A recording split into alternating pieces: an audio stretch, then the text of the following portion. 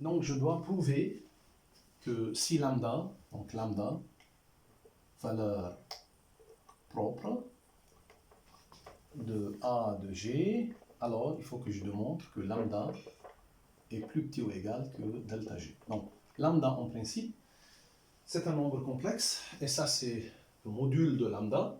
Alors le module de lambda est plus petit ou égal à delta G. En preuve. Alors comment doit-on faire pour prouver que lambda est plus petit ou égal à delta G? Voyons tout simplement, qu'est-ce que ça veut dire lambda est une valeur propre de A de G? Ça veut dire qu'il existe V égale x1, x2, etc. xn appartient à Cn. Il ne faut pas se tromper. Tel que A, V égale lambda V.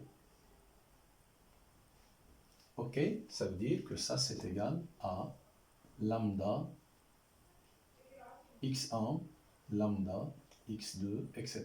lambda xn. On suppose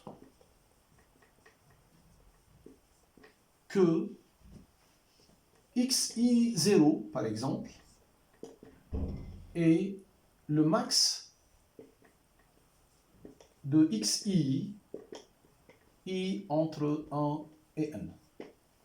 Si vous considérez les modules des composantes de V, il y en a un qui est le maximum. Donc je vais supposer que celui-là, c'est I0.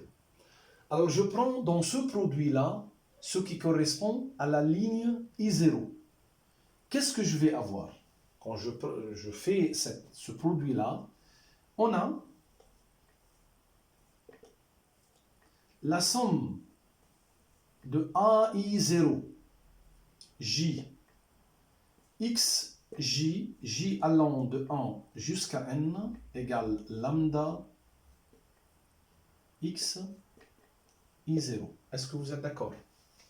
Quand je prends cette égalité matricielle, je prends la I0e ligne du produit AV et je dis que ça c'est égal à lambda X I0. C'est bien ça. Eh bien, maintenant je continue tout simplement par considérer les modules, donc lambda xi0, c'est bien lambda xi0 module égale au module de AI0 j xj, et ça c'est bien la somme de AI0j, donc ça c'est des coefficients entiers, xj, et chaque composante xj il est plus petit ou égal au module xi0, donc ça c'est plus petit ou égal la somme de AI0j xi0, et ça c'est quoi? Ça c'est égal à la somme de AI0j multiplié par xi0, j allant de 1 jusqu'à n, et ça c'est quoi ça? C'est d de vi0 multiplié par x0, qui est plus petit ou égal, ça c'est plus petit que delta de g multiplié par... Eh bien, j'ai terminé. Pourquoi? Parce qu'on a démontré que lambda xi0 il est plus petit ou égal que delta g par xi0. Donc je simplifie, j'aurai lambda est plus petit ou égal delta de g. Bien sûr, ne vous trompez pas en disant que qu'est-ce qui nous prouve que le module de xi0 n'est pas nul parce que le v, quand on veut que lambda soit une valeur propre, il faut que v soit un vecteur non nul. Non nul, ça veut dire qu'il y a au moins une composante qui est de module non nul. Donc vous voyez qu'il y a, à partir de là, on commence à sentir un certain lien entre propriété combinatoire des graphes et propriété algébrique. Et si vous voulez foncer un petit peu dans cette directive avant de vous annoncer que la théorie des graphes algébriques est devenue une branche florissante en mathématiques, il y a des livres et des livres, des résultats et des résultats qui sont prouvés dans ce sens-là, voici la preuve. Vous imaginez pas au départ, quand on a commencé à définir la matrice d'adjacence, vous avez pensé peut-être que c'est un jeu artificiel que je suis en train de faire. Mais au fur et à mesure, on se rend compte qu'on est en train de découvrir un lien naturel, canonique, qui se trouve au sein de de ces idées-là.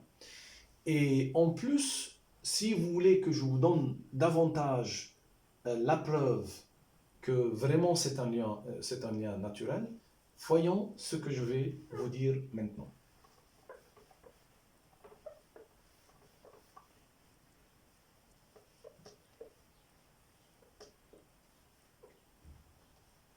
Alors, tout à l'heure, je vous ai laissé un point électrisé quand j'ai voulu que vous démontrez vous-même que dans ce cas, on avait k égale racine carrée de k plus n moins 1. Donc, je vous rappelle, donc 2, peut-être 6, je ne sais pas, proposition, donc, soit j'ai un graphe k régulier tel que NU inter NV égale 1 chaque fois qu'on a U différent de V dans V de G.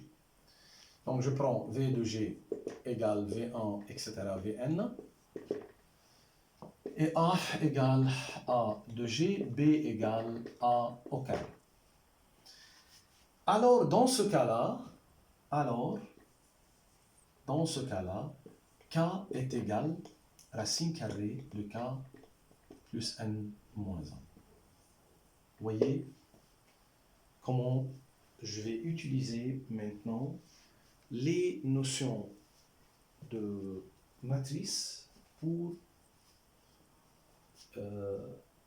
trouver cette égalité. Bien, preuve. Dans la preuve, il y a deux catégories des idées que je vais utiliser. Les idées de rappel, on va se rappeler. Et puis, quand on est dans le bain, on va utiliser ces idées dans notre preuve. Donc, avant d'écrire quoi que ce soit, on va se rappeler tous ensemble que si A est une matrice complexe symétrique, alors A est diagonalisable.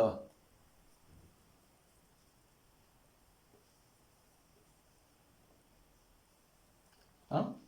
Si vous ne vous rappelez pas, il suffit que vous regardiez ce que vous avez pris l'année dernière. Dans la deuxième année, on a bien prouvé ça. Donc une matrice complexe qui est symétrique, on peut démontrer que A est diagonalisable.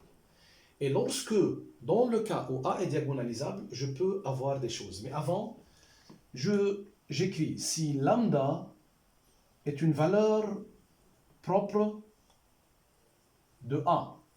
Alors lambda au carré, c'est une valeur propre de B égale A au carré. Et ça, c'est simple. Pourquoi? Parce que si j'écris, ici, on est en train de se rappeler, donc si AV égale lambda, si je trouve V tel que AV égale lambda V, alors B égale A au carré. Donc BV égale A carré V égale A. AV égale A lambda V égale lambda AV égale lambda carré V.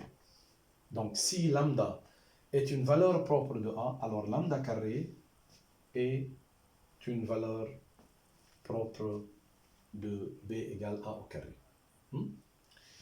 Encore une chose.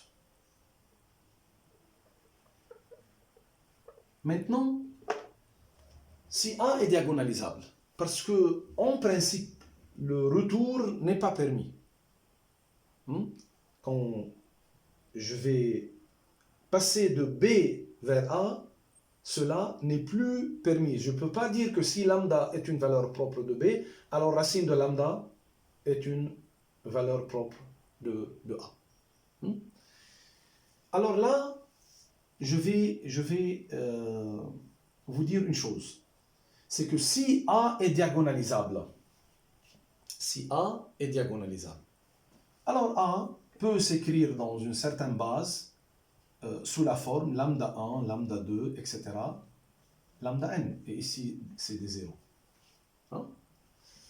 Eh bien, quand je passe de A à A au carré, j'aurai aussi une matrice diagonalisable avec des valeurs propres, carré parfait.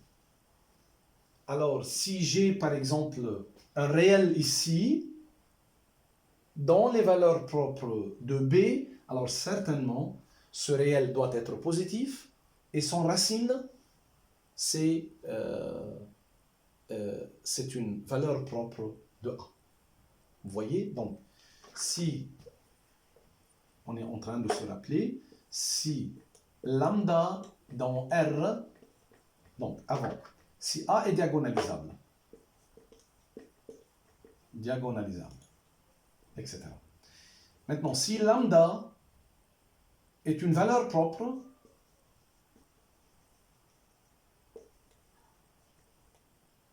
de B égale A au carré, alors lambda, donc valeur réelle, valeur propre réelle, alors lambda est positive et racine de lambda est une valeur propre de A. ما تبخزوني عم بكتب هيك بشكل صغير لانه انا عم بتذكر انا وياكم les idées. انا فاذا اللي بدي اوصل له انا وياكم انه si A est une matrice diagonalisable, alors si lambda est une valeur propre de A, alors lambda au carré est une valeur propre de B. Et si lambda est une valeur propre réelle positive de B, alors racine de lambda est une valeur propre de A. Vous voyez? Bien. Alors, comment je peux démontrer que K égale racine de K plus N moins 1? Alors, il faut se rappeler que B est égal, comme tout à l'heure, K, etc. K, et 1, etc. 1, et ainsi de suite, à cause de ça. Tout à l'heure, on a fait ça. Maintenant, le polynôme caractéristique de B, alors on peut démontrer que c'est K plus N moins 1 moins X multiplié par K moins 1 moins X à la puissance N moins 1. Alors, ça c'est un exercice à faire. Exercice deuxième année. Là, حتى أعطيكم indication. تقدروا تجمعوا كل يعني vous prenez K moins X, etc. K moins X. Vous additionnez toutes les colonnes. بأول واحد بتحطوه. ترجعوا بتعملوا différence ligne par ligne. كل ligne بنقصوا من أول ligne. بيطلع معنا كلهم des zéros ici. نضرب les éléments diagonaux. Et on obtient ça. Alors, les valeurs propres de B sont les valeurs propres de B sont مين هن الvaleurs propres؟ هن بس K plus N moins 1 و K moins 1. كنا عم نقول قبل شوي انه كل ما الاقي فالور بروبر ريال لبي الراسين تبعه بلوز او موان، طبعا الراسين تبعه نسيت انا اقول هالشغله، بلوز او موان الراسين تبعه هو racine هو valeur propre de A. Donc ici, quand je prends les valeurs propres de A, il est impossible d'avoir que plus ou moins racine carrée de celui-là, plus ou moins racine carrée de celui-là. لأنه إذا بلاقي غيره بس ارفعه كاري بما إنها هي diagonalisable بدي لاقي هذا موجود مصفوف quelque part dans B, ce qui n'est pas le cas. Donc puisque les valeurs, le seul valeur propre de B sont K plus N moins 1, K moins 1, alors les valeurs propres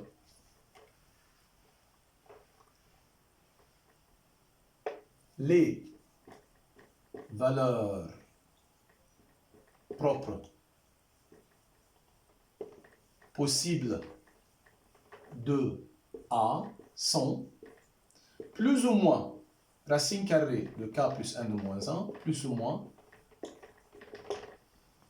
Eh bien, notre cas, le cas, on sait que K est une valeur propre de A. Alors, K, il est un de ces formes-là. Alors, est-ce que c'est possible que A soit un certain moins? Non. Alors, on a deux possibilités.